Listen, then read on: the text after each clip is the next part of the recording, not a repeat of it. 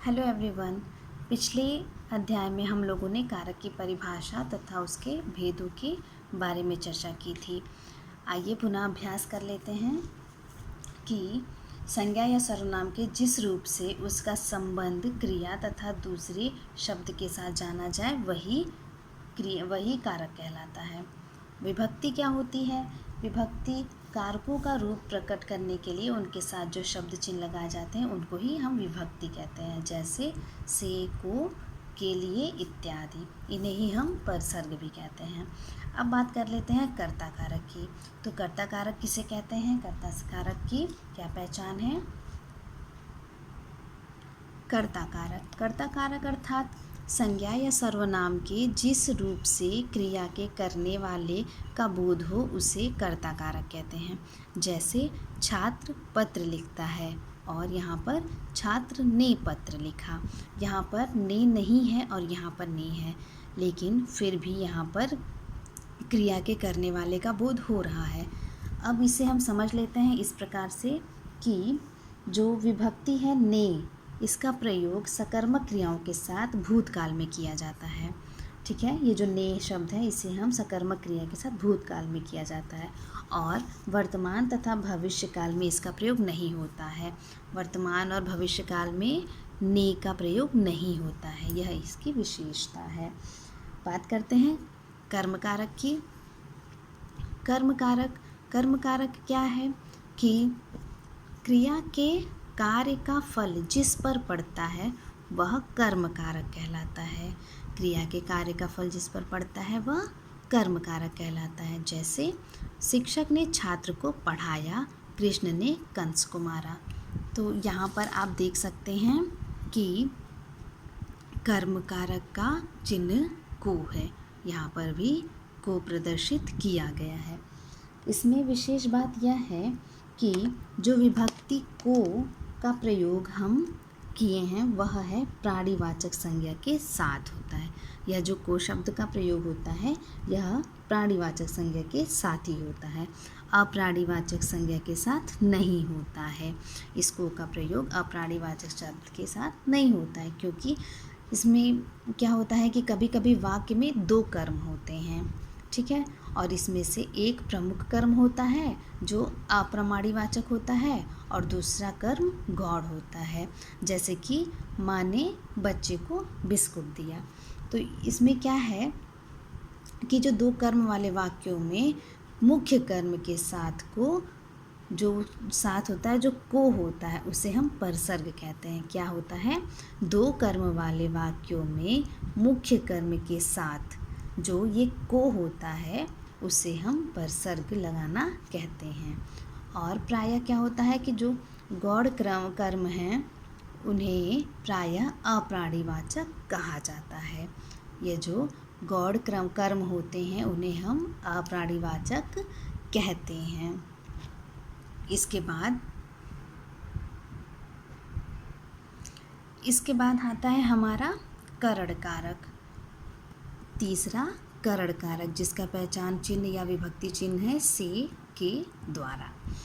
देख लेते हैं। वाक्य में कर्ता जिस साधन की सहायता से काम करता है उसे करण कारक कहते हैं।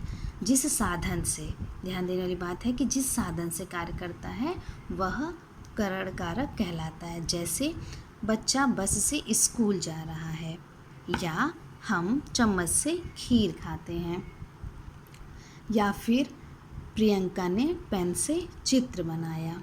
तो यह जो इसमें कि जैसे कि भी बताया गया कि बस से, चम्मच से, या फिर एग्जाम्पल आप ले सकते हैं कि अध्यापिका ने चौक से लिखा।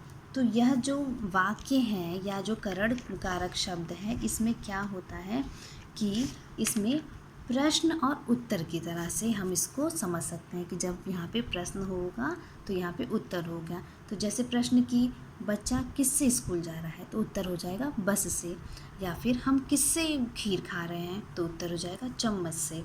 तो यहाँ पे एग्जाम्पल है जैसे कि कमल किससे पत्र लिख रहा है तो उत्तर में आएगा आपका पेन से।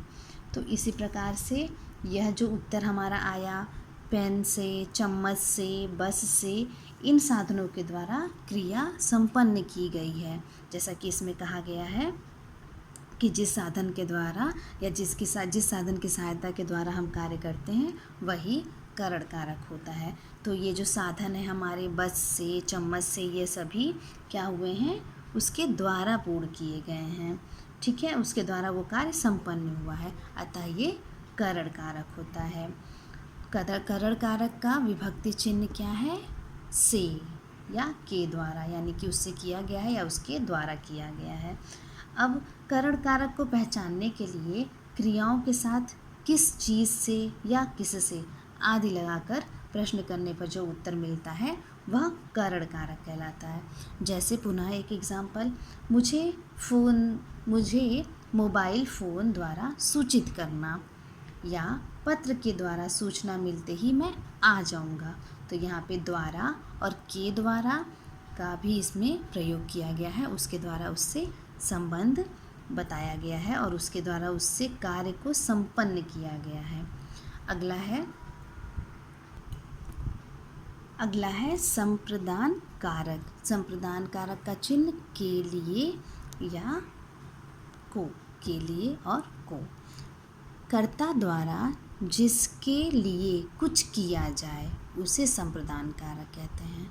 अर्थात कर्ता द्वारा जिसके लिए किया जाए वही क्या है, संप्रदान कारक। जैसे कि भाई ने बहन को पैसे दिए, या वह भिक्षुक के लिए आहार लाया। क्या कहा गया, कर्ता के द्वारा जिसके लिए कार्य किया गया।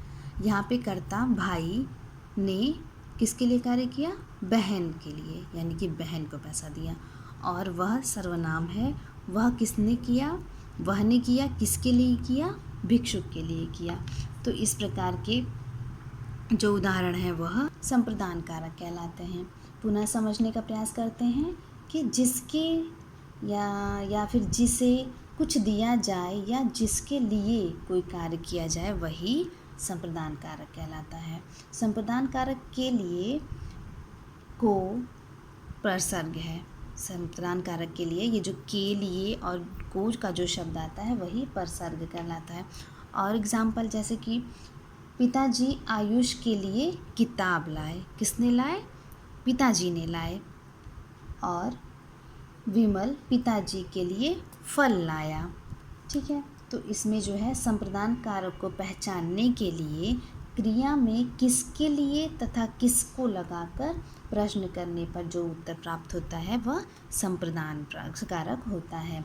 अर्थात पुनः समझ लेते हैं कि इसमें क्रिया में किसके लिए तथा किसको लगाकर प्रश्न किया जाता है। किसके लिए, किसको लगाकर जब हम प्रश्न करते हैं तब हमें जो उत्तर प्राप्त होता है वह संप्रदान कारक होता है। इसमें विशेष बात यह है कि जो को है, को शब्द है वह विभक्ति चिन्ह का प्रयोग कर्म और संप्रदान दोनों कारकों में होता है। ठीक है, संप्रदान कारक में को से कुछ वस्तु देने या उपकार करने का भाव मुख्य होता है। कुछ वस्तु देने या उपकार का भाव होता है। जैसे कि राकेश ने रोहन को बुलाया, यह क्या है, कर्म कारक है। परंतु राकेश ने रोहन को मिठाई दी, यह संप्रदान कारक है क्योंकि इसमें देने का भाव है। पुनः ध्यान दीजिए, राकेश ने रोहन को बुलाया तो यह कर्म कारक है, और राकेश ने रोहन को मिठाई दी यह संप्रदान कारक है क्योंकि इसमें देने का भाव है। आज का हमारा होमवर्क होगा, करण कारक की परिभाषा उदाहरण सहित लिखिए। दूसरा, कर्ता कर्म करण तथा संप्रदान कारक चिन्हों से 2-2 वाक्य बनाइए। और यहाँ पर 3 वाक्य दिए हुए हैं, इन्हें शुद्ध करके अपनी कॉपी में लिखिए। पहला, मेज कॉपी रखी है। दूसरा, राम से रावण को मारा। तीसरा, फुटबॉल से लड़के खेल रहे हैं। इन वाक्यों को शुद्ध करें और अपने होमवर्क की कॉपी में लिखें। धन्यवाद।